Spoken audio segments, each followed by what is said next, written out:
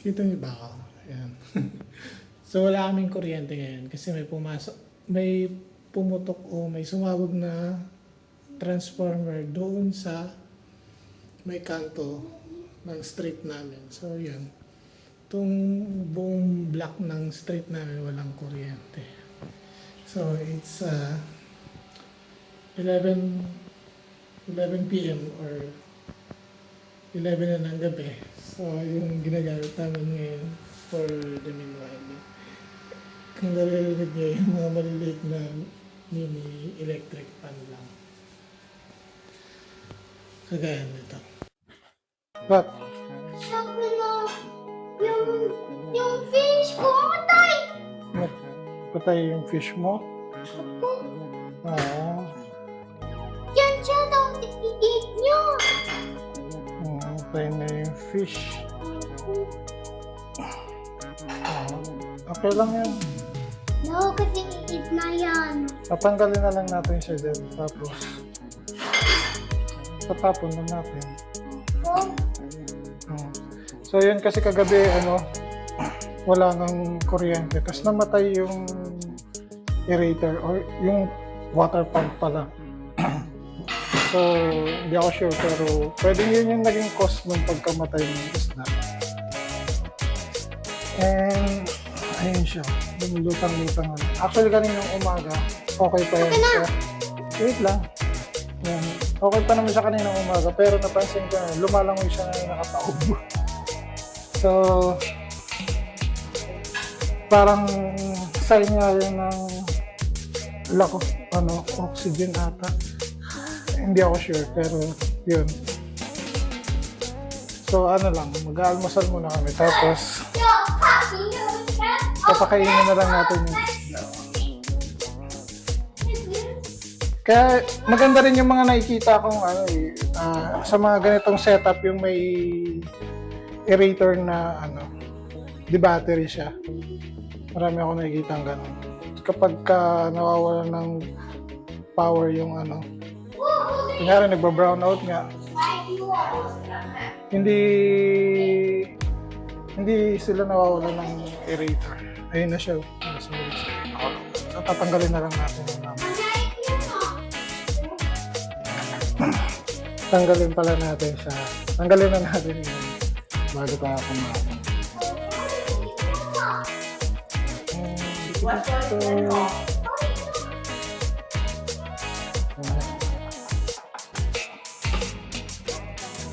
Kasi kinakagat-kagat na siya ng mga ibang isda. Baka magkasakit pa yung ibang isda. yeah. It's like matay, kasi she gonna get to die. Kasi dead na. Dead na. Yeah. Wala na. Where'd you go? Nandun na sa trash. So yan, mag-breakfast muna kami. No. Yeah. Kain naman na tayo. Yeah. Pwede natin sa pizza. Kata... Showdown niya muna yung breakfast niya. Yan. Gumawa ng pizza. What is that? Yan. Gumawa ng pizza bread si Mami. So, katatapos lang namin mag-breakfast and hindi ko mapagbawalan tong isang to na hindi sumama. So, include na lang natin siya sa vlog. Say hi! Hi! So, today, magpi-feed lang tayo ng mga isda natin dito. So, normally, yung pinifeed natin sa mga alaga natin isda is itong mga PO1. Pero, today, tatry natin tong, baby branch fish na not hatchable o yung decapsulated na. Ibig sabihin, hindi na siya kailangan papisain. Kasi alam ko itong BBS, yung tawagin nila is kailangan mo siyang pisain para yun live foods yun para sa mga isda. And since yung binili natin is decapsulated na or na-hatch na to, then pre-reserve para patuyuin. Ito na lang yung tatry natin na pakain sa kanila.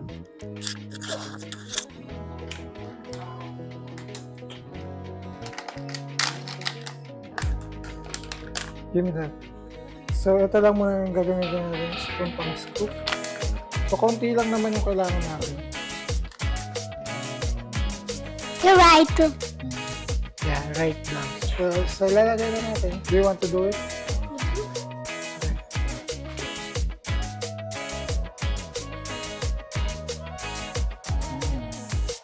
Dami. Ang dami ah. Ang dami ah. So, ayan. Lapit natin. Ayan. So, hindi naman ito yung first time na pinakain ko sa kanila yan. Pero gustong-gusto talaga nila yan. Ayan. Tsaka, sa vitamins ata, mas mataas yung vitamins nitong ano, o sa protein pala, mas mataas yung content ng mga ganitong pagkain para sa isda.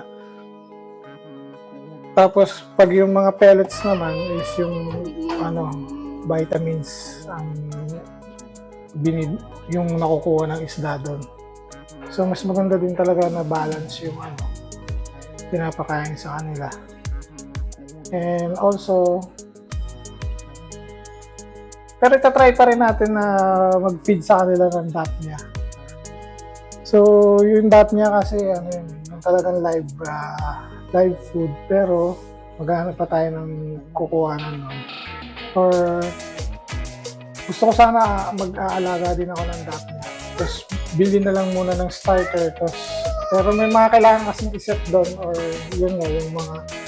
Kasi according to dun sa mga research na napanood ko, research talaga yun, no? Or dun sa mga YouTube video na ginawa, na pagre-research na ginawa ko.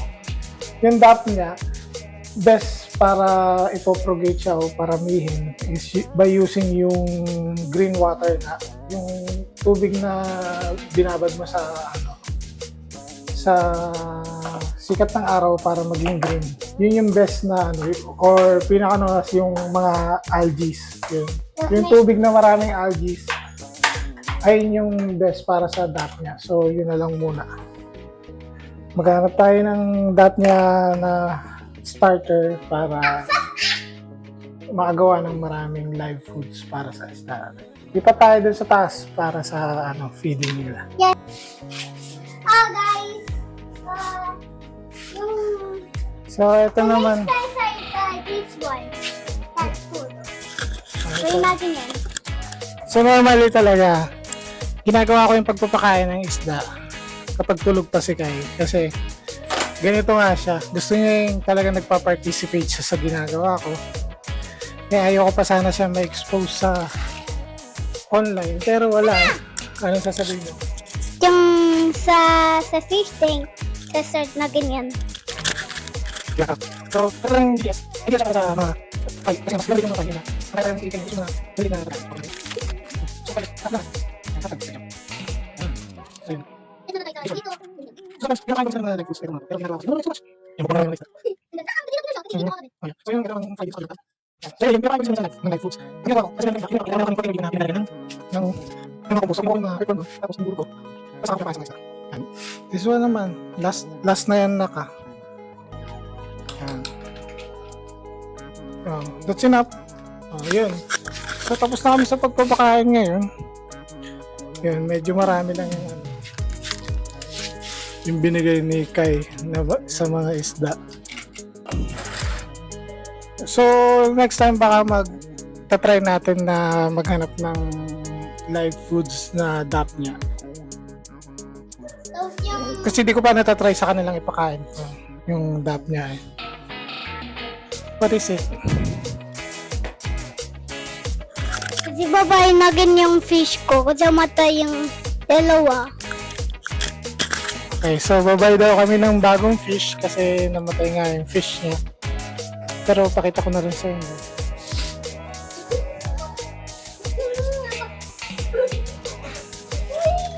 Ito yung full gold natin. Yan, ang daming hinulog ni Kai na ano, na PBS. And ito yung mga chops natin. Pero kung mapapansin nyo, ewan ko kung nakikita sa camera. Pero meron na naman dito maliliit na fry. Ayan o. Bilis nilang dumami talaga. Marami yung fry, nagtatago lang ngayon. So ito yung full gold natin na fry na I think mga more than 2 weeks years old na tong mga fry na to. Ayan, gustong gusto nila yung BBS.